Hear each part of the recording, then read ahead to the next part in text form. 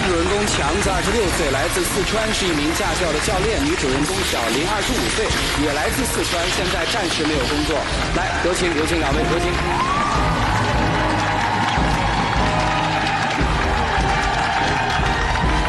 欢迎两位哈。你觉得我怎么跟你过这样？好，我只需要你站在我的位置为我想一点点，我就觉得很满足了。小林很心直口快啊，你希望他想的是什么？他妈妈什么都要管，为我的这方面想一下好不好？你看我和我妈的矛盾也是闹得不可开交，你说我还要怎么帮助你想？小林，你们结婚了吗？没有。没结婚，怎么就跟未来的婆婆有那么大的冲突呢？她性格比较内向，什么事情我们都要去征询她妈的意见，什么都会给她妈说。她很多事背着我说的，给她妈说，不要以为我什么都不知道。看到儿媳妇这种反应，平时生活中也是这样吗？是的，他哪有听他的，反正说啥子的话，他都想着他，都不管我妈的感受是什么。强子很难做是吧？对。强子和小林，我看这个认识时间很长是吧？对，我们是从那个初中就开始认识的。那时候也不知道喜不喜欢，反正就是愿意跟他在一起玩。什么时候确定的关系呢？就是那个08年，我们开同学会的时候。后来你们就开始创业了，你们选择的是驾校，对不对？对。谁出的钱？双方都有出钱嘛。我负责那个教学。你负责呢？负责招生方面。生意做得怎么样？还是比较有起色。这不是挺好的吗？就应该结婚了，对不对？也不是这么说，因为产生了很多矛盾。不管是我们工作上面的事情，还是生活上面的事情，每次做什么事情，阿姨都会来管我们。买衣服也是，回来阿姨就说衣服贵了怎么的，我们都舍不得，你们就这么舍得，因为毕竟是在外面走，年轻人不是他们那个时代的。还有就是父母年纪也大了。我母亲身体也不是很好，我就是想把父母接过来一起住，我们两个一起赡养。阿姨就反对，然后她就听阿姨的。我只希望她为我这方面想一下，都是父母。我妈她的观点就是不同意一起赡养。我们结婚买房子刚好有这个条件，再多2个人的话，有可能负担不了。你别说买房子这个事情，当时开驾校的时候，我也出了一部分资金。我跟你一起创业，凭什么房产证上面只写你的名字，不写我的名字？房子买了吗？还没有，就是因为这个名字的问题嘛。我们买的是写我们儿的名字，应该是。我反正不赞同写他的名字，反正。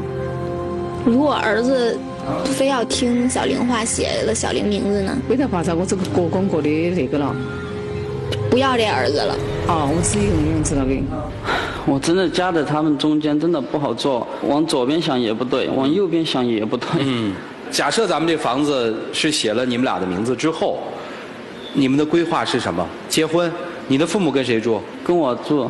你父母跟你住，我父母也必须跟我住。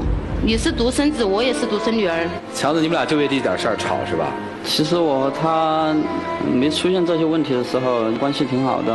现在他俩的矛盾就在我和我中间夹着，让我没有办法。那你换个角度来想一下，如果你站在我的角度，你父母60几岁了，身体又不好，那你会怎么办？没有经济来源，你说怎么办？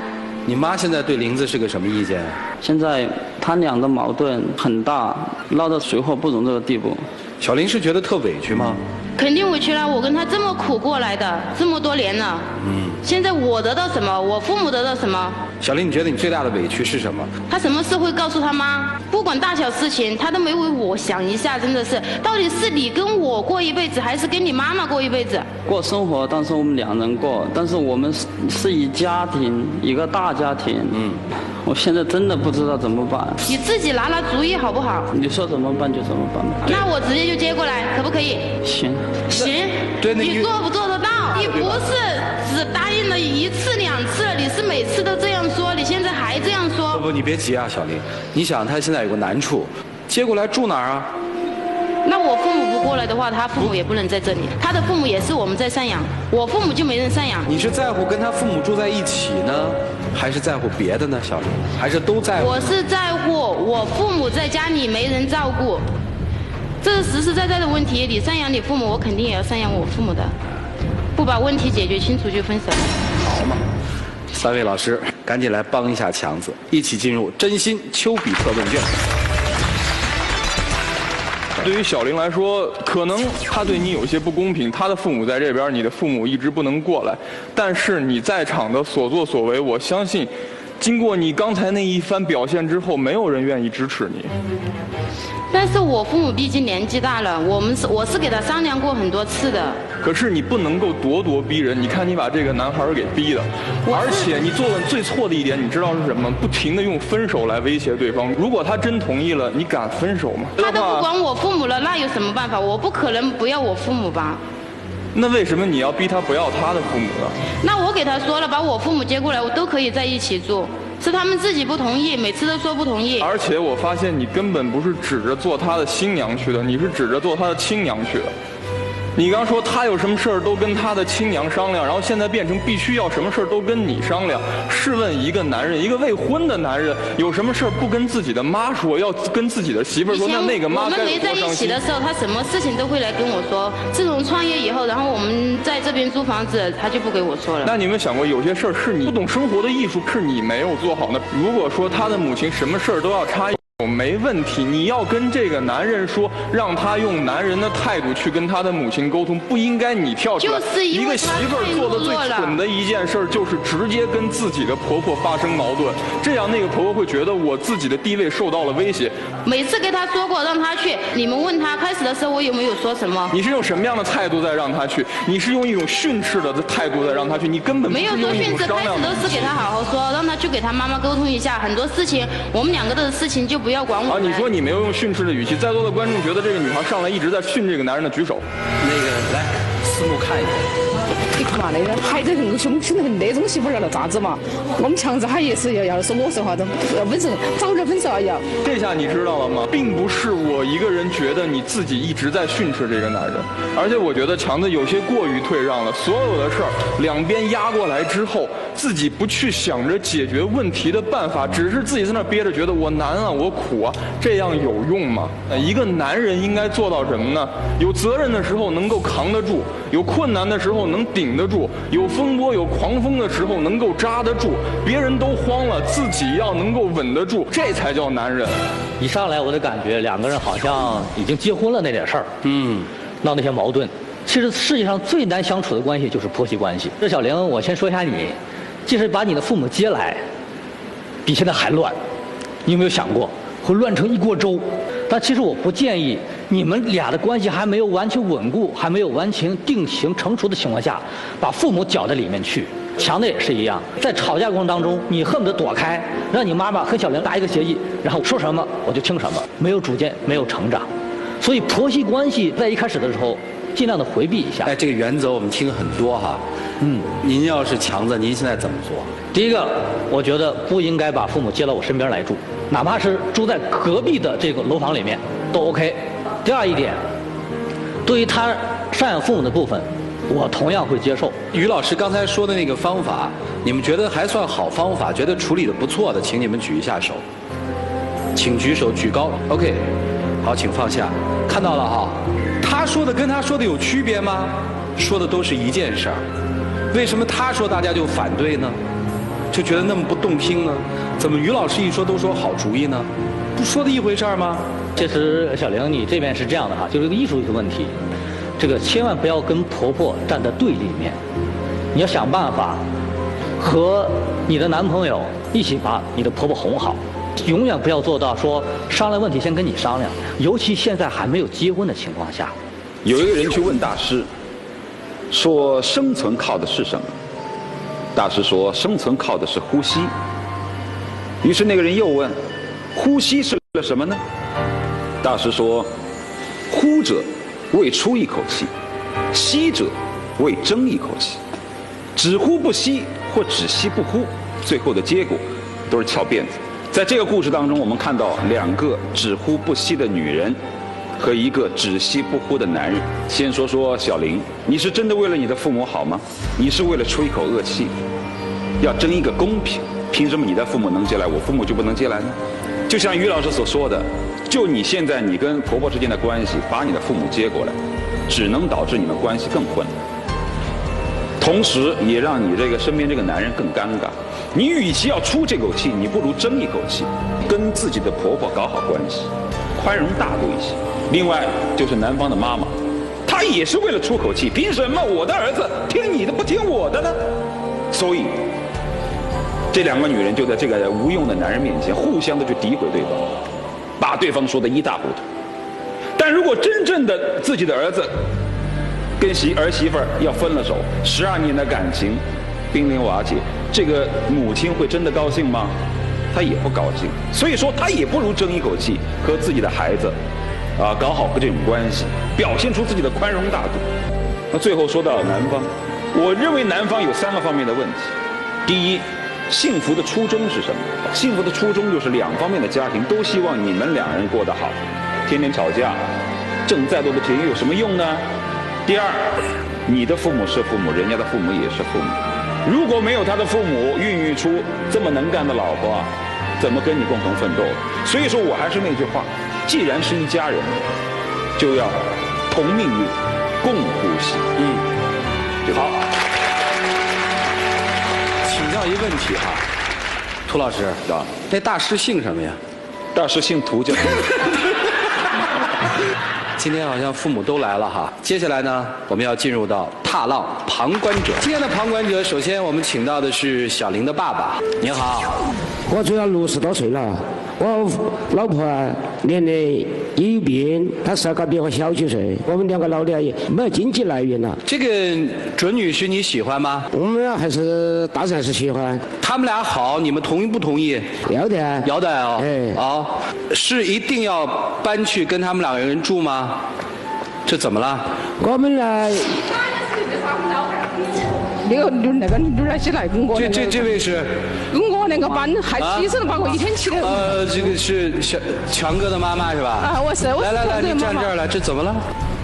不是他的中间作怪的话，我们哪里的一些问题嘛？你说？哦，没问题是吧？都是他们男孩在中间作怪。我爸爸他什么事了？他反正说你们，他跟什么事情都没干，我们都没管他们，他还要怎么样？他不跟你说，创业的时候无限量的支持我们。他上线闹得在谈那个婚媒节是亲家闹的。他反正站在他的角度上，反正也赡养他噻，反正。那不该赡养吗？您找一个地方坐着行不行？咱坐着，来，我一个一个问，你们一个一个说行吗？还是先问小玲的父亲哈，希望他们俩好是吧？是。您和您爱人现在等于需要有女儿来赡养，对不对？那是那原来在超市的钱呢都拿去回的，那是他们出去哈都没有钱了，我们两个老的，我老伴呢也有病。那怎么办？你看每个月这小2口给你们多少钱？您跟阿姨能生活的还行啊？6、700块钱吧。哦，好，谢谢啊。问小强的妈妈哈，小玲如果做您儿媳妇的话，估计您不太满意吧？哎。不满意在哪儿呢？就是他太有点霸道了。当妈的嘛，最起码来说都希望日子过得好噻。哦，你还是希望他过得好哈？是噻。我问一下，你是非他不娶是吧？对。你同意他娶她吗？不同意。我和小玲一起很幸福，希望你能同意我们结婚。你要结婚呢，我还是希望小女的脾气去各方面改一下。那你看他需要哪些方面的改进呢？你少赏我点儿，少点气我受，我当妈的我都够了。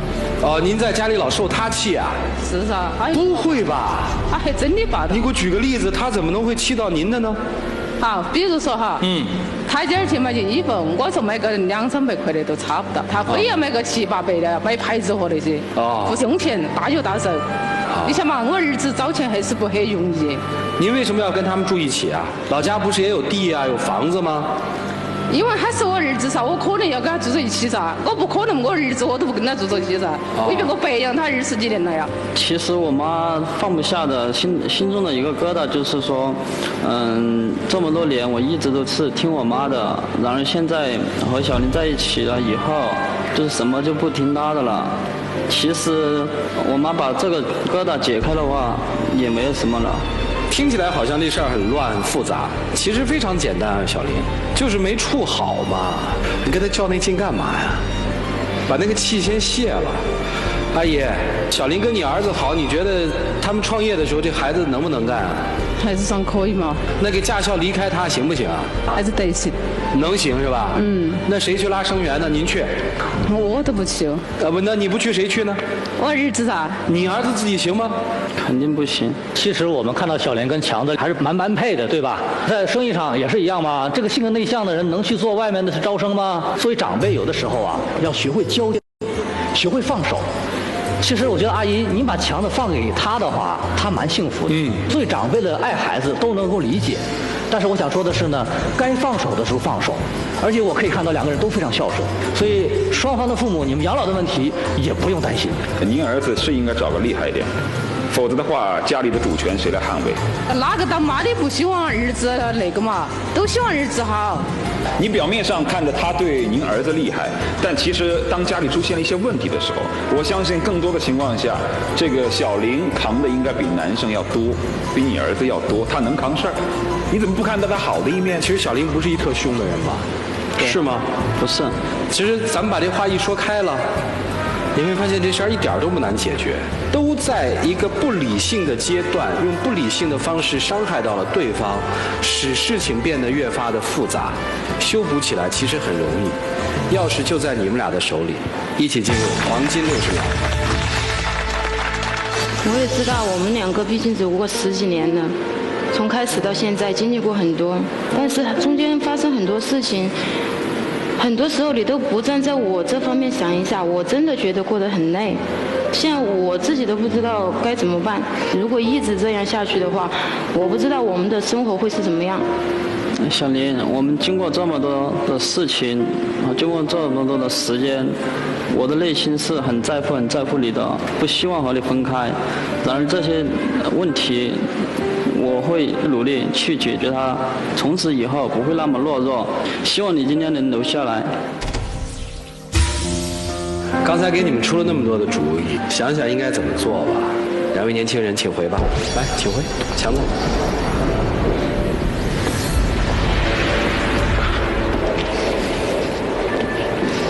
来，请关门。看起来好像是因为所谓赡养问题，一对年轻人出现了纠葛，他们的爱情碰到了坎坷。其实，在赡养的背后，更多还是两个人在处理自我关系的智慧上面出现了问题。大家觉得他们是应该更智慧的一起往前走呢，还是面对这样的困难就此停步？来，请选择。